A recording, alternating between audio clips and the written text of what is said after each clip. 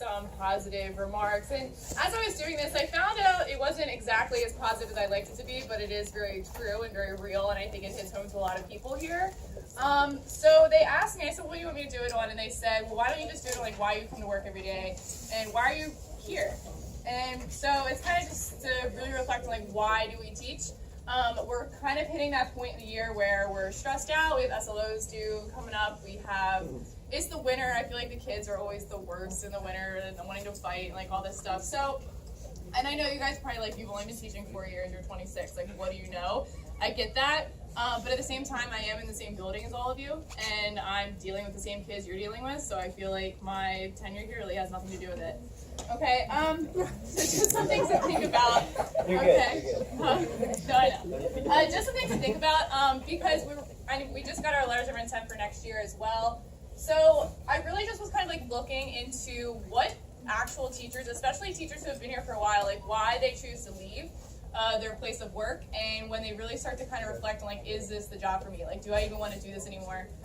So a lot of statistics I found that were people that actually did leave. And I know this isn't comforting, but they did find that in their new places of work, they actually enjoyed it more, just because we have such a big workload, we have a lot of expectations. And also 1 in 5 teachers have second jobs. Okay, and I have a second job, and it's not fun. I don't do it just because it's fun. And it's something that definitely takes a toll on you, I think, mentally and physically, and it kind of wears you down when you come here. And this is my top choice, like my top career. But last April and May, I really like hit a point where personally I was kind of in a rut. We have, like, my family has been plagued with drug addiction that's been going on for about 3 years now. So I had to pick up a lot of extra slack to help out my family back at home. So I was working, I'd leave here at 2:30 and I would go straight to my second job, and I did this all week long, and I would be at the bar working there until maybe 11 at night. And this was on weekdays. And I would go home at 11:30, I'd wake up at 5 a.m., 5:30, and get back to here at 6:30. I just kept doing it over and over again. And days that I wasn't going to my second job, I was coaching softball, or I was going home to help with my family, whatever they needed for that day, for that moment, with that problem that we're still dealing with. So it's something that I noticed while I was coming here every day. I actually started to take it out on the kids. And it's not like me, it's like not my character, but I really started to reflect, like, why am I here? I didn't want to be one of those like teachers in the first 5 years that is, you know, another statistic and gets out of it just because they can't handle it. And that's not, I love my job. This is actually the one thing that kind of kept me going.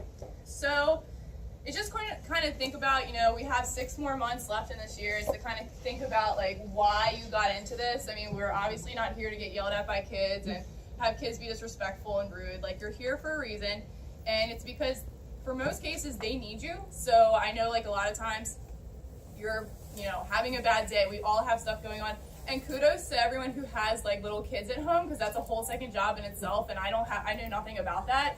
So I know that's a lot on your plate. But we have to really think about the 6.5 hours that you're in this building. Is you're here for them, because they may not have parents or support systems or cheerleaders, so we're kind of doing it for them.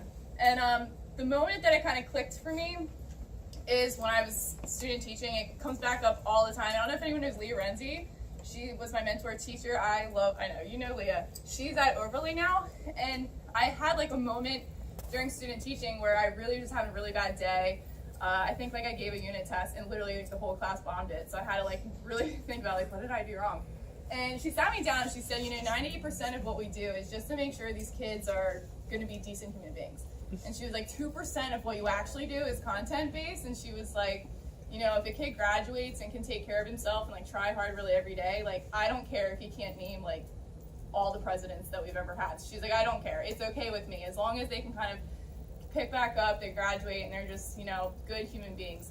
So that really, I think about that all the time. So when I get here, you know, if I'm having a bad day, the kids aren't listening, it happens.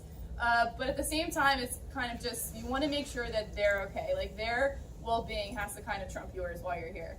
So personal hurdles, just kind of like turning all these obstacles into outlets. You know, like I said, like, drug addiction has been something I've been dealing with in my family for a while, and it's getting progressively worse.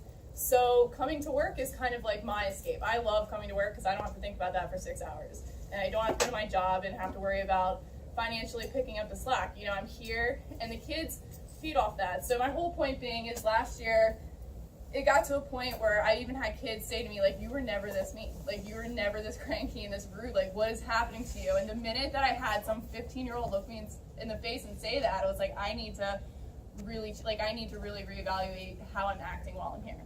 So you never want to show up and make a kid's day worse. This was said by someone in this room. And that also was something to think about too. If you're having a bad day, so are they. They're probably having way worse a day than you are. So just be kind and mindful and watch what you're saying to the kids. Watch how you're approaching them. Being about halfway through the year, it's kind of hard sometimes to see other teachers not know how to approach a kid the proper way.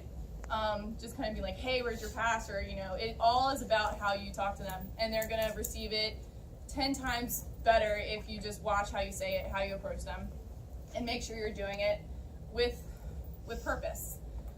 So just something to kind of think about is, are we doing this for the right reasons? And not calling anyone out, I'm just simply saying, it's just a moment, halfway through the year that I think everyone owes it to themselves to kind of sit back, reflect, and really think about why you come to work every day. Because I've been doing a lot of that now that we're halfway through. So it's just something I think everyone could benefit from. So that's my Panther talk. I don't know.